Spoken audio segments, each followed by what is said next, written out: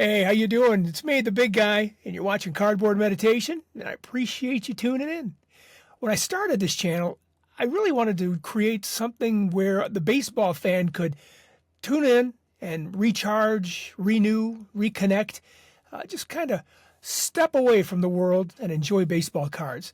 And I really am hoping that you find it that way. I hope you do. If you don't, put it in the comment. Even if you do, put it in the comments. I want to know about it, okay? I want to know how you feel. I told you the last video out that I lived in Battle Creek, Michigan, and that's the cereal city for so many years. And a lot of people, when they find out that I'm from there, they always make hey, so what was your favorite cereal? I guess I really didn't have a real favorite cereal, but I'll tell you what. I loved any cereal that had these inside of it. To answer your question, I like baseball card cereal. All right, we're going to go over 15 of these 1970 Kellogg's 3D cards right after this. Hey, baseball fan. Time for a little self-care and a few minutes of cardboard meditation. Welcome to the show that features some of baseball's oddest stories and the cardboard slabs that document them. Find peace and joy through baseball cards with your host, the big guy. All right, we got 15, second to the last 15 of this viewing I had put together for the 1970 Kellogg's 3D cards. And we've got one more set after this one. But I wanted to show you these cards because there are some beautiful cards in here, some Hall of Famers, and some great stories too. So let's get right into it with the first card of this series, card number 46. It's Reggie Smith. And if you had to describe Reggie Smith with just one word, it would be slugger. He had a lifetime batting average of .287, 314 home runs, 2,020 hits, and 1,092 RBIs. And he was a very interesting and good, honorable man. He was a man of honor. He spoke his mind, and he wasn't afraid to be blunt about it. So back in 1973, he stated that Boston was a racist city and punched a Giants fan for taunting him in 1981. And pounded the ball in Japan playing for the Yomiuri Giants, but said he didn't like the baseball traditions in Japan. So when he came back and started to, do his own thing out of baseball, he ran a baseball academy in California. And he trained players like Max Fried, Austin Wilson, and others. This is card number 46 in the set. Number 47 is one of the greatest hitters of all time. Rod Carew. He was a Hall of Fame hitting machine, in fact. He had 3,053 hits, 1,015 RBIs. His batting average was .328, but oddly, just 92 career home runs. The 1967 AL Rookie of the Year, also 18-time All-Star, 1977 AL MVP, led the American League in batting with a .318 average, but absolutely 0 home runs that year. That was the first time since 1918 when a batting leader won the batting championship without a home run. That was done by Hall of Famer Zach Wheat back then. I remember Rod used to pack his mouth full of chewing tobacco, a great big lump, and he would just stare out at the pitcher. And I always thought, wow, that was really cool. But later on, doctors found a cancerous growth on Rod's mouth and had to remove it, along with many of his damaged teeth and affected gums. Yeah, don't chew. Next card. Next card has some history to it. More than just baseball history, perhaps more baseball history, but historical amongst the way baseball was, the way the business of baseball was conducted. This is card number 48, Curt Flood. He was a great hitter. He had a lifetime batting average of .293. He was an All-Star 3 times and a 7-time Gold Glove winner. But he's most famously known for defeating the reserve clause in baseball, which, kind of just enslaved the players, and introducing the era of free agency. He took a lot of lumps from the press. They labeled him as greedy or not respecting the fans, but that was just a whitewashing of the facts. Curt Flood was a great player and instrumental in today's game, especially today's game. Good ball player. All right. This is number 49, Gentleman Jim Lawnberg. He was a good pitcher. And in 1967, he found himself pitching a one-hit shutout, complete Game 2 in the World Series against the St. Louis Cardinals. Then in Game 5, he limited the Cardinals to 3 hits, pitching another complete game. He later claimed at the time, TV broadcaster Sandy Koufax, who was Lonberg's boyhood hero, told him to visualize himself pitching. And Jim said that aided his dominance in the World Series that year. After baseball, he went back to school, became a dentist. That's Jim Lonberg.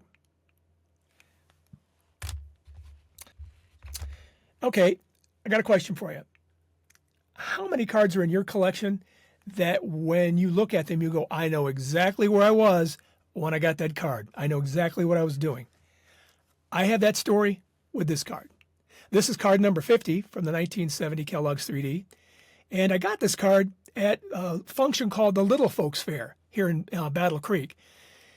And what it was just a series of games and events for kids to play, and sort of that kind of fun stuff that kids do out on a playground. It was a pretty well-organized event. But they used to have this thing where you'd go up with a fishing pole and you put it over this wall that they had set up, and somebody behind the wall would put something on your hook and you'd reel it in, and you'd have a nice little gift. This card was my gift from the Little Folks Fair in 1970 or 71, I'm not sure. And I've just always had this in my collection, and it will always stay there because it's just a great memory. All right, Sam McDowell was a tall lefty and was a 6-time All-Star.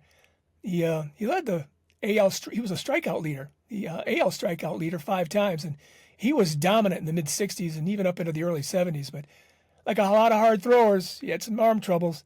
But he did return to form, in 1970 and was named Pitcher of the Year.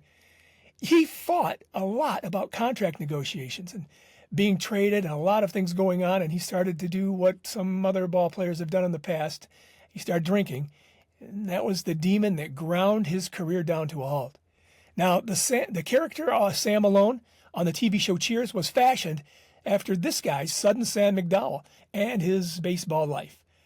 Now, McDowell, he was pretty cool with that character being made up with his behavior in mind, but he later on said about Ted Danson that he said that he was better with the women than Ted Danson's character. All right, next batter, number 51, Sal Bando. I just love these uniforms. I'm one of the few that love the green and yellow and green and white uniforms from the early 70s. I just think they were so cool. Now, he played for the Swingin' A's, that era when they were all hitters and fielders and made a splash everywhere they went from 1971 to 75. He was also runner-up in the 71 AL MVP voting, which, by the way, went to Vida Blue, which was one of his teammates. He helped lead the A's to 7 straight division titles, led the AL in extra base hits with 64. He had 32 doubles and 295 total bases in 1973, and a 3-time World Series champ, 4-time All-Star. This guy was a force to be reckoned with in the early 70s. Sal Bando, he went on to play with Milwaukee, and I think was a general manager in Milwaukee as well. Now, my favorite ball player of all time, Al Kaline. This is my favorite guy. And I had the chance to meet Al twice and watch him play a lot of times in Tiger Stadium. And I actually own a baseball bat that he actually used. It's a game-used bat in the late 60s, and it's autographed. He's a Hall of Famer. He had 3,007 hits. He was the youngest player ever to win a batting title at age 20. And I could probably go on and on and on about some other stories about Mr. Tiger, but you've probably heard them. So let me tell you just one story that I heard just probably only 6 years ago that might amaze you. The year 1970, the Tigers were in Milwaukee, and Roberto Pena hit a ball deep into right center field. Both this guy, Al Kaline, and Jim Northrup were converging on the ball at the same time. They slammed into each other, and the earth stopped turning at that time. It was such a huge collision. Northrup, he got it pretty fast, but Kaline wasn't moving. There was a little confusion on the field as Pena just kept rounding the bases. But out of left field, Willie Horton was sprinting over to the scene of the collision and assessed what the problem was and realized that Kaline was choking and suffocating. Here's Willie's comment on the situation as reported in the Detroit Free Press from June 2020. He said, When I was a Golden Gloves boxer as a kid, I had been shown what to do in a situation like that. I acted quickly, compressed his chest, grabbed the back of his jaw, and pried open his mouth. And we got his tongue out of the way. My hand kept his mouth open until the trainer came out and took care of everything. And he said, I still have the scar on my right hand from his teeth marks. I love Al Kaline for a lot of reasons. I love Willie Horton for the very same reasons. Good people doing great things for the city. We'll talk about him in the last video, which will be coming up soon, containing the final 15 cards of the Kellogg's 3D cards coming up in just probably another 4 or 5 days. My favorite player. Got another Cincinnati Red here, and you know how I like these Cincinnati Red uniforms. And I think I know why. They were so dominant early on, these guys in the Orioles, that their uniforms just look like I say in the past, gladiators or warriors. Number 53 here, Gary Nolan. He was a hard-throwing righty that struck out Willie Mays 4 times in one game, June 7th, 1967. Oh, and it was his rookie year. Yeah. He later went on to toe the mound as a part of the Big Red Machine in the early 70s. And again, I just love these Cincinnati Reds from this set. They look like baseball royalty. All right, card number 54, Americo Peter Petrocelli, also known as Rico. He was a slick fielding infielder for the Red Sox for about 12 total years. They loved him in Beantown. 1 year before this card was made in 1969, he set a record for home runs hit by an American League shortstop with 40. Now, A-Rod broke that record with 41 and still owns the AL Major League record with 57. Rico Petrocelli. Now, I remember on the back of one of his baseball cards, probably his 1970 card, it said, Rico likes to keep his wrists loose by playing the drums. Okay, great story. Here we go. Card number 55. This is downtown Ollie Brown, and he was the first player to come to bat as a designated hitter in the regular season after the rule was adopted in 1973. He was also the first draft choice for the expansion San Diego Padres in '68. He had a couple of brothers. His older brother played football for the Rams and the Eagles, and his younger brother, Oscar, was an outfielder for the Atlanta Braves. This is Ollie Brown.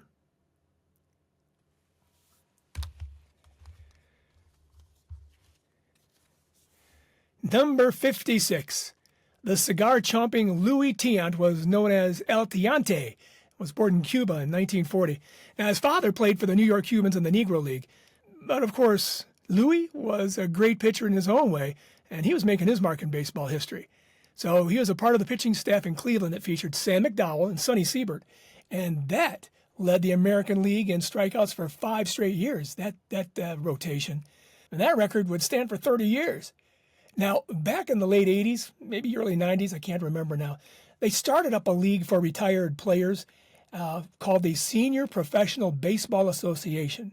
And Louis played in that league and was playing for the Winter Haven Super Sox. Now, this is a true story. You're not going to believe it, but it's a true story. Listen to this trade. The Super Sox traded him to the Gold Coast Suns for Ralph Garr and 500 Teddy Ruxpin teddy bears. Yeah, they used the teddy bears for a giveaway at the ballpark, so they didn't go to waste. He got traded for teddy bears. That doesn't mean he wasn't any good. You know, this guy almost made it into the Hall of Fame with the last voting. He is an was an excellent pitcher. He passed away just recently. Teddy bears. Okay, I'm about to show my true colors here. I apologize in advance if I look like a homer. But card number 57 is Bill Freehan, and he's one of the best catchers not in the Hall of Fame. He was an 11-time All-Star, 5-time Golden Glove winner, 1-time world champ in '68, a .262 hitter with 1,592 hits, 200 home runs, and 758 RBIs. Yep, I am a homer, but those are good stats. If you look at some other catchers, he's right up there with them. Oh, and he had 971 putouts as a catcher. Now, Bill James' Historical Baseball Abstract ranked Bill as 12th all-time amongst major league catchers. So it's not just me. Okay, so we're talking about great catchers. This one is probably the best catcher ever, at least in my times. This is Johnny Bench. He is card number 59, and he's got that Cincinnati Reds jersey on. And this one might be the best of all the Cincinnati Red jerseys that are in this set. And it's a great catching pose. If you think about the 68 and 69 poses, in 1972, this is what that pose looked like. This guy went on to just slug and set the records all the time. He was just amazing back during those days because he was in the Big Red Machine as well as, some of the other great players at that time. Joe Morgan, Pete Rose, Dave Concepcion. So anyway, one of the greatest ever. I remember being a kid in 1972. They had found a growth on his lung, and the doctors had to remove it. And I was so afraid he was going to die. I was just worried sick about it. And that turned out to be benign, but Bench stated that, he may not have been the same player after that because the surgery kind of just took it out of him. The doctors had to cut the ribs and the bones and the nerves, and he just thought that he was never the same player again. But that is a beautiful card. If you're not going to collect the set, just add this to your collection because it is beautiful. I'm going to look at it one more time. Yeah. Okay, last card in this series for the 1970 Kellogg's 3D set. This is Joe Pepitone. Now, Joe, I'm going to go on record as say he was kind of a character. He had a good career, but his life was a little chaotic. He grew up in Brooklyn, and while in high school, a classmate shot him. He didn't press charges. Later that week, his father died from a stroke. His dad was just 39 years old. Now, he started out slow with the Yankees in '62, but he earned the respect of other players and fans until he committed an error in the '63 World Series. He didn't see the ball being thrown by Clete Boyer. Junior Gilliam went on to third base and scored on a Willie Davis sac fly, and the Yanks lost to the Dodgers 2-1. But then, in 1964 World Series, he hit a grand slam in Game 6. Now, I have a real funny Pepitone story that I heard straight from Denny McLain. Now, Denny gave up the very last home run to Mickey Mantle at Tiger Stadium. When Mantle came to the plate, Denny nodded to Jimmy Price, who was the catcher, and asked Mickey, "Where do you want the ball placed?" Mickey showed him slowly by swinging his bat, like one of those little warm-up swings. So Denny tossed it right down the gut. And, of course, Mickey didn't miss it. So afterwards, he gets to cross home plate. The next batter was Joe Pepitone, who was in the on-deck circle, heard the whole thing. Got up to the plate and told Denny where he had to throw it. So Denny just wound up, tossed the ball in as hard as he could. A fastball just inches from Pepitone's head, causing him to go down with a big head jerk, causing his helmet to fly off, along with his toupee. Toupee and hat flew off his head. I didn't mean to bring that up, Joe, but that's a pretty good story. And that is it. That is the last of the 15 cards from the Kellogg's 3D set from 1970 from this series. I've got 15 more coming up in just a couple of days. I hope you're going to watch that with me. And I really appreciate you watching. I love the fact that you're tuning in and catching all of these great cards from 1970. And I hope you're enjoying the set as much as I am showing it to you. Tune me in again, and I'll see you then. Talk soon. Cardboard meditation helps set your mind right. Thank you for watching. Show us your appreciation by clicking the like and subscribe button. Ring the bell while you're at it so you'll know when we upload a new story.